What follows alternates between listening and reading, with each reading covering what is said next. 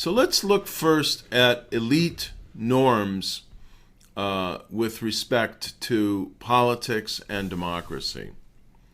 A democracy is consolidated in this sense, likely to be secure and enduring, when most significant leaders of opinion, culture, business, and social organizations believe in the legitimacy of democracy. It's not that you have to have every significant voice or organizational actor there committed to the democratic process, but really the overwhelming bulk of them.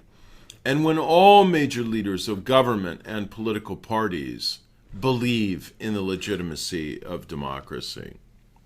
Now, I really underscore all here and major here, because if you have in a democracy a significant political party and party leader who is getting 15, 20% of the vote and rejecting the basic values and norms of the democratic constitutional system, presenting themselves as an alternative to democracy, or challenging many of the rights and freedoms, both for the public at large and for minorities, guaranteed in the Constitution, that can be a very significant threat to democracy.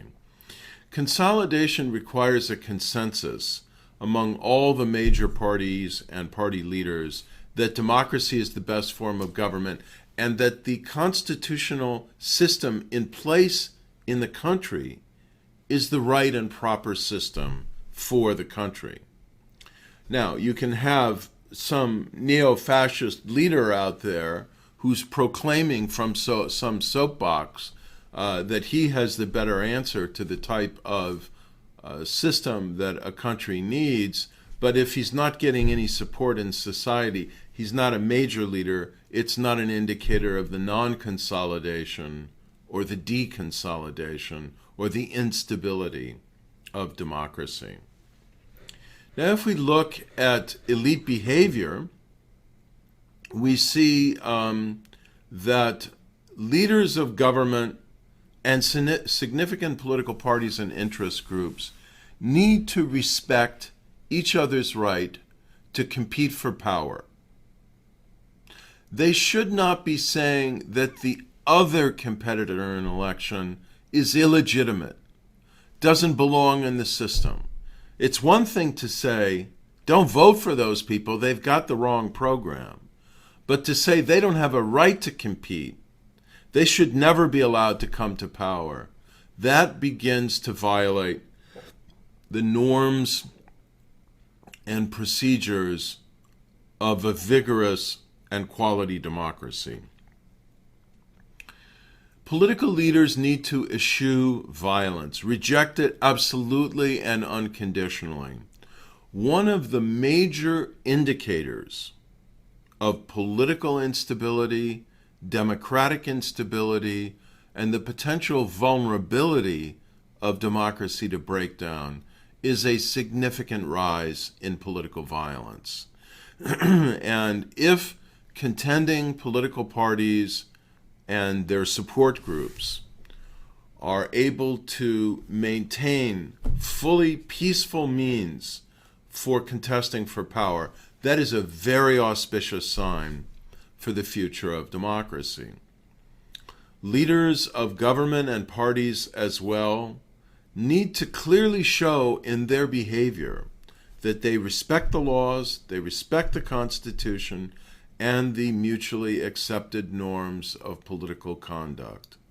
This generates what Robert Dahl called a system of mutual security, where each contending political party can trust that if they play by the rules of the game, the other side will as well, and everyone will have a right to continue to contest for power in the future.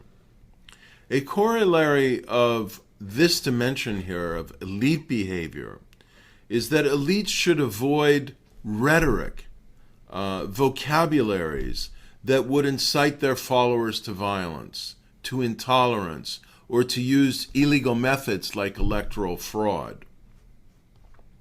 So not only in what they do, but in the signals rhetorically that they send to their supporters, they have to reflect the logic of a system of mutual security, of tolerance for the opposition and respect for its right to contest on an open and level playing field.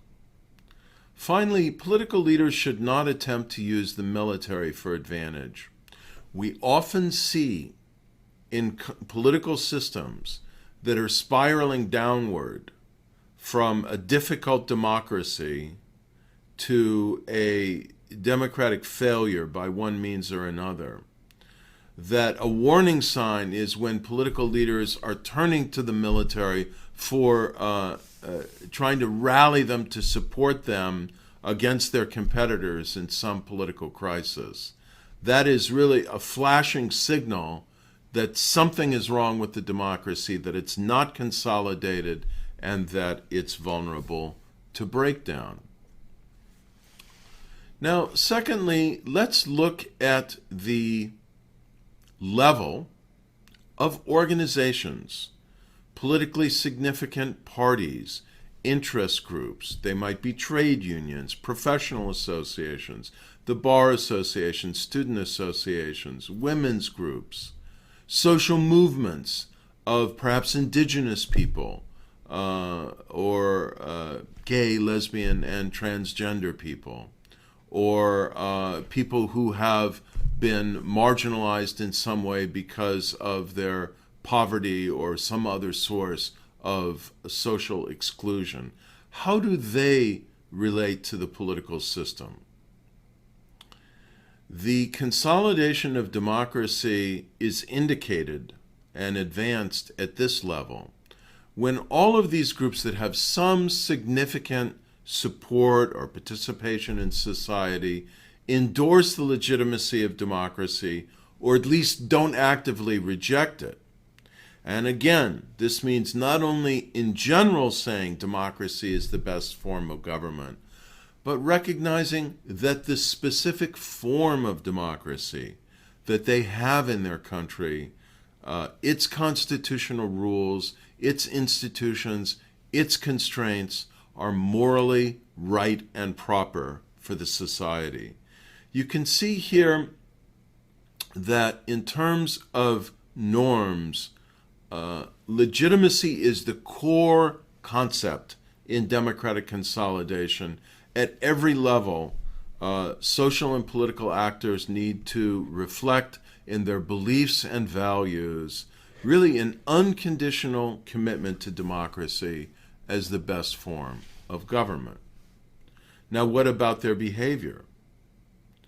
At the level of behavior, we want to see that these politically significant parties, interest groups, social movements, do not in any way seek to overthrow or undermine or mobilize against the basic institutions of democracy, that they reject and refuse to employ violence, and that they turn away from any unconstitutional, undemocratic methods as a means of trying to acquire power or achieve their other goals.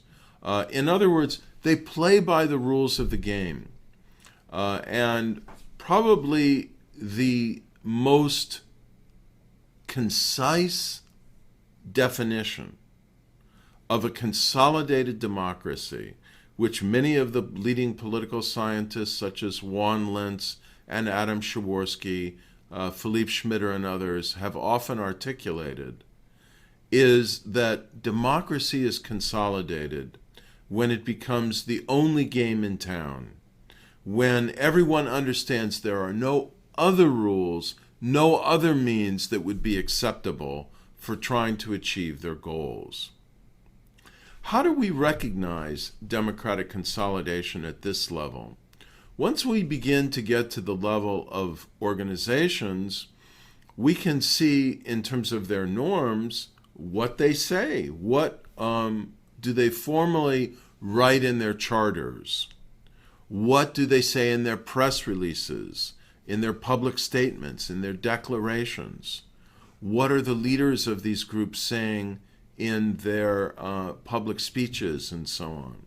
And of course, you could have a problem evident today in the behavior of the Muslim Brotherhood in Egypt or some other political parties and movements with a fairly militant and undemocratic political tradition, that parties may say one thing to their supporters in a particular national language, in Egypt, of course, Arabic, and may say something else to the outside world in English. So it's very important to look at what organizations and organizational leaders are actually saying to their constituents in the indigenous language.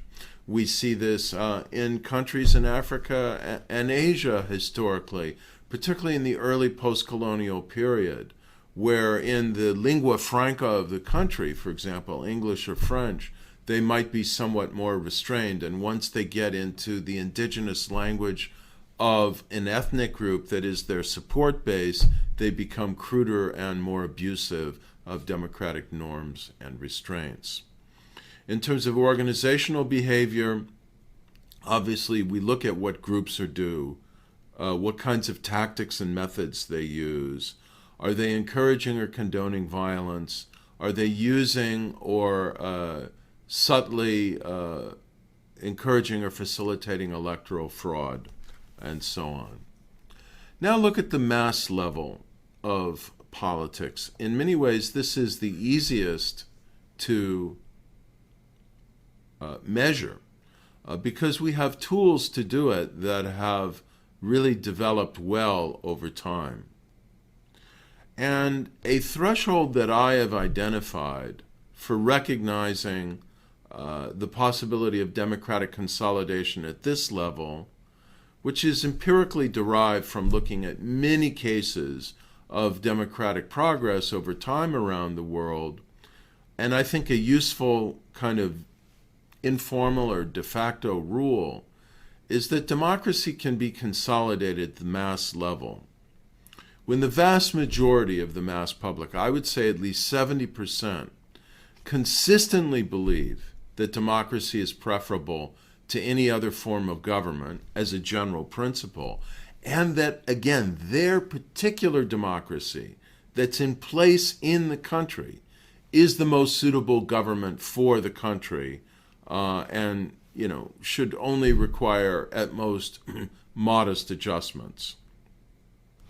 In addition, I think it's important that there not be a large portion of the public, so perhaps no more than 10% or 15% at most, who actively reject the legitimacy of democracy and prefer an authoritarian regime.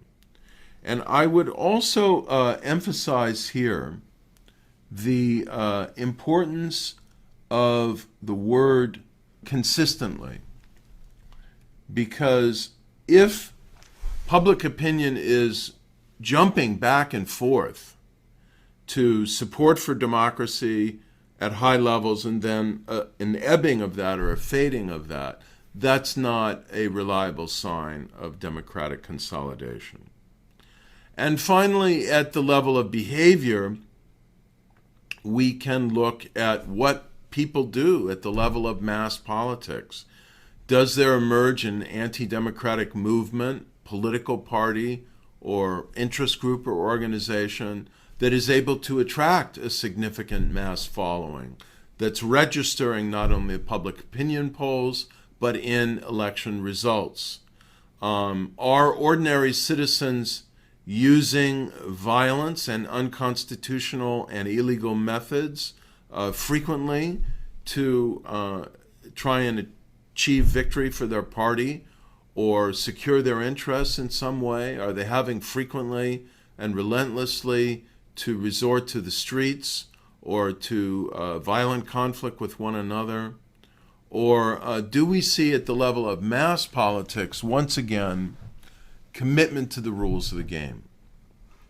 At the level of mass behavior, democratic consolidation is evident when people do not use fraud or other illegal or unconstitutional methods to express and achieve their political preferences.